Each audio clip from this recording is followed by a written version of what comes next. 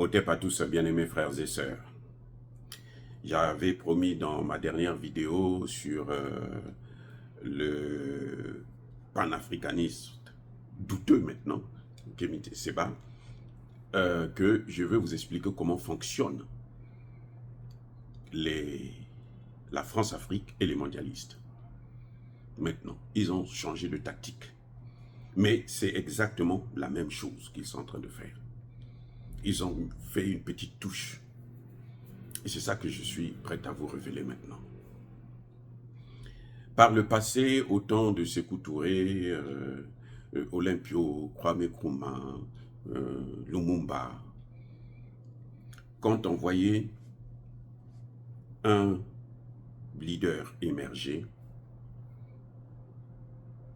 ce qu'il faisait, c'est qu'on vient, on prend la tête, on coupe la tête.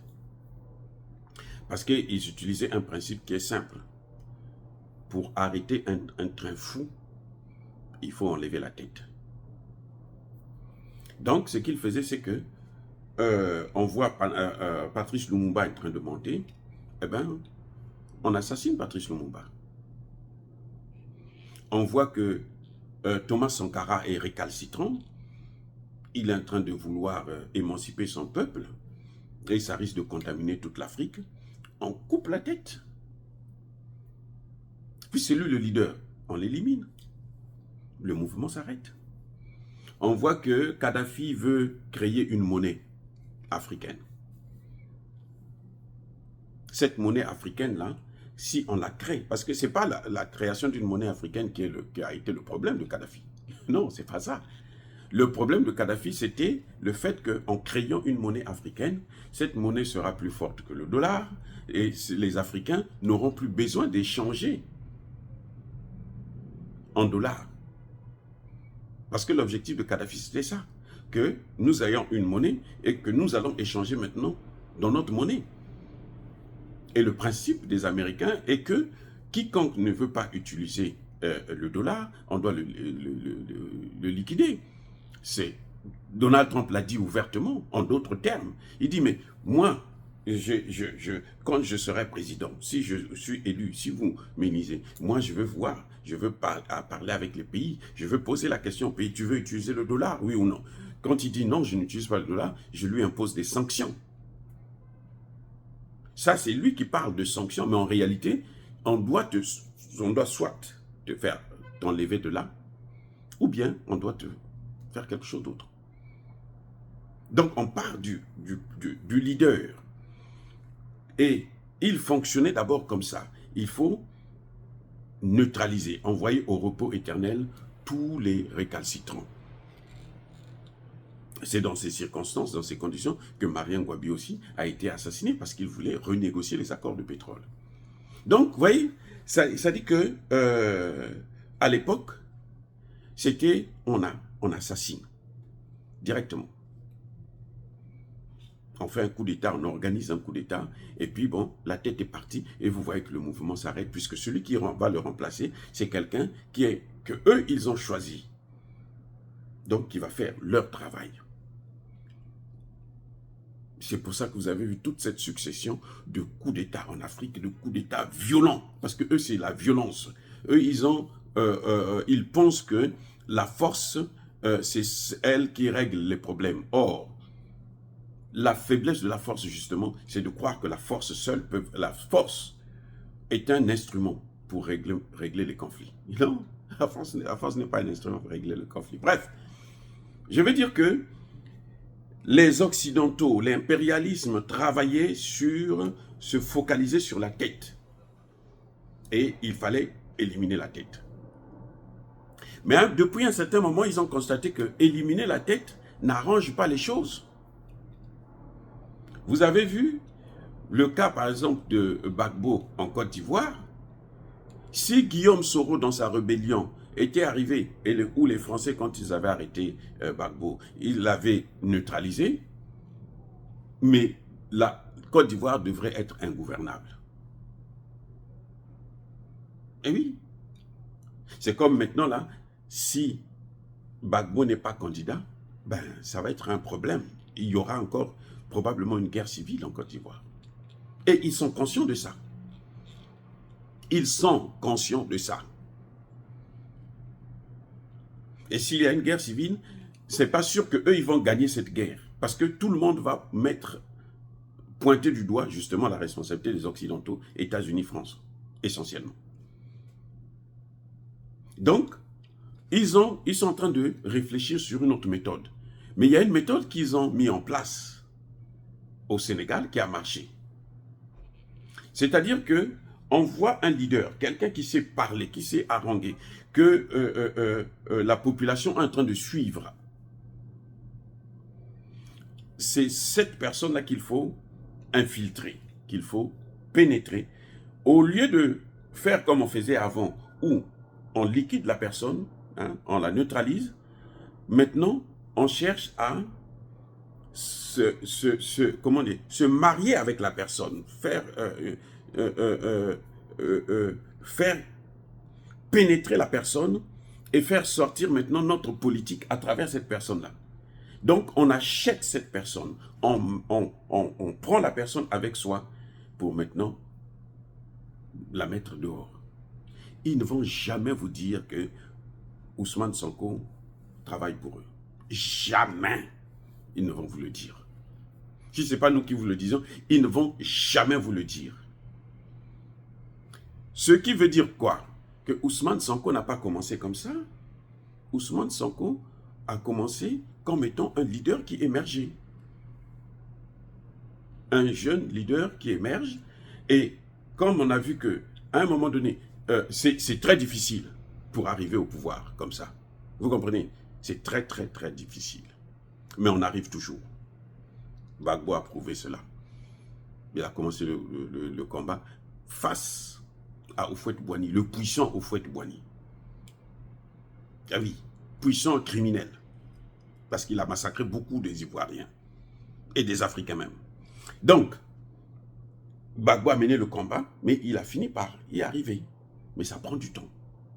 Quand on est pressé, eh ben, on est obligé, on va directement vers ces gens-là. C'est ce que Ousmane Sonko a fait. Ousmane Sonko a commencé comme leader qui émergeait, mais à un moment donné, il s'est rendu compte que c'est trop difficile, surtout qu'ils rentrent, on l'arrête, on le menace et tout. Donc il s'est dit non, pour que j'arrive à mes fins, je suis tellement attaché au pouvoir, pour que j'arrive là, il faut que je passe par les autres, parce que les autres viennent avec une valise de documents, ils te disent, bon voilà, nous avons le pouvoir, nous contrôlons X, Y, ainsi de suite. Dans ton pays là, ils ont plein de gens au Sénégal, là. Toute la classe politique est pratiquement pourrie. Donc, voilà, regardez. Si vous nous suivez, nous, on va leur parler pour qu'eux, ils vont te soutenir. Voilà ce qui s'est passé exactement avec Ousmane Sonko. Donc, c'est la même chose. Sauf que cette fois-ci, on ne liquide pas. Parce que si on liquide la personne, il deviendra un héros. Et tôt ou tard, il y a quelqu'un qui viendra faire. Et Ibrahim Traoré est en train de faire quoi? Ce que Thomas Sankara avait commencé. C'est la même chose. Donc, ils ont compris ça. Ils disent non, non, non, non. Pour en terminer avec définitivement. Donc, maintenant, ce que nous allons faire, c'est de prendre les leaders. Comme ça, quand ce leader va tomber, il ne sera plus une référence pour la jeunesse. Vous voyez l'enjeu. On prend la tête. Quand elle tombe là, personne ne va encore parler d'elle. Puisqu'ils vont comprendre que c'est nous qui l'avions utilisée. C'est ce qu'ils sont en train de faire avec Kémi Séba. Le même schéma qu'ils ont réussi avec Sonko, puisque Sonko est maintenant au pouvoir, c'est le schéma qu'ils veulent utiliser avec Kémi Séba. C'est-à-dire qu'on l'a pris, on l'a acheté, et maintenant, on est en train de le manipuler. Kémi Séba n'a pas commencé comme ça. Kémi Séba a commencé comme étant quelqu'un... Déjà, Kémi Séba sait comment il faut travailler avec ces États, puisqu'il a déjà travaillé avec des pays comme l'Iran, il a déjà travaillé avec les Russes, notamment Prigojine, ils se sont déjà rencontrés. Quand je dis travailler avec, ce n'est pas qu'il travaillait pour eux, non. Mais ça dit que vous vous rencontrez, lui-même il a reconnu qu'il connaissait bien Prigojine. Ils se sont rencontrés à plusieurs reprises. Vous voyez? Donc, il sait comment travailler avec les Français aussi. Parce que le problème, l'objectif, c'est quoi? C'est que quand un jour Kémi Séba va tomber, c'est toute son idéologie qui va partir avec lui. L'Afrique ne va pas le suivre, ça. Voilà le problème. Donc, ils ont changé un peu. Ben, il y a un petit changement qu'ils ont fait. Ils ont essayé avec Succès Masra. Malheureusement, ça n'a pas marché. On a pu le nommer Premier ministre, mais Kaka Déby a été très rusé pour contourner, pour reprendre le train en marche, le bateau du pèlerin. Parce que l'objectif, c'était de faire tomber Kaka Déby.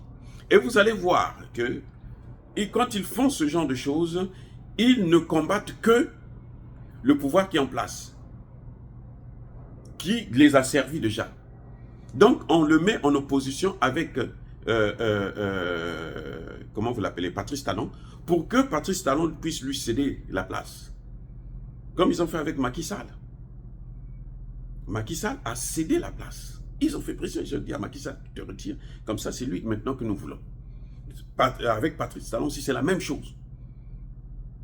S'il insiste, eh ben, c'est lui qui va payer le prix. Avec Alassane Ouattara, c'est la même chose qu'ils sont en train de faire entre Alassane Ouattara et Tidiane Thiam. C'est exactement la même chose. Au Bénin, ils ont choisi maintenant Kémy Séba. Donc, il faut le mettre en opposition à Patrice Talon pour qu'on continue à croire que lui, il n'est pas avec les Occidentaux. Qui savait que Patrice Talon travaillait pour la France? Quand il a été élu, nous tous, même moi, je l'ai soutenu. Les amis, même moi, j'ai soutenu Patrice Talon.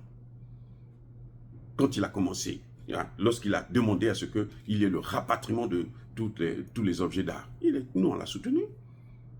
Après, on a commencé à voir, non? Il dit, non, bon, on a donné 2%, maintenant le reste, là, on peut laisser ça dans des musées français. Attendez, mais qu'est-ce qu'il a, celui-là? C'est là qu'on a vu que, on a commencé à comprendre que non, allez, ça, il est perdu. Et les Occidentaux l'ont gardé là. Les 2 mandats. Maintenant, c'est difficile pour lui de prendre un 3e mandat au Bénin. C'est très difficile. Alors, ils ont choisi déjà un autre candidat. C'est Kémy Séba, ça c'est clair.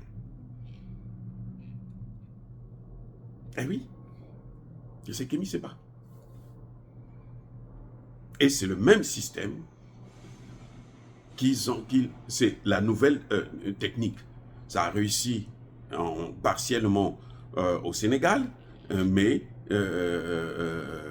au Bénin, on va voir maintenant si Kémy Séba va réussir à prendre la tête du Bénin. Mais la technique, elle est la même. On se préoccupe de la tête. Pour que si la tête est neutralisée, la tête est,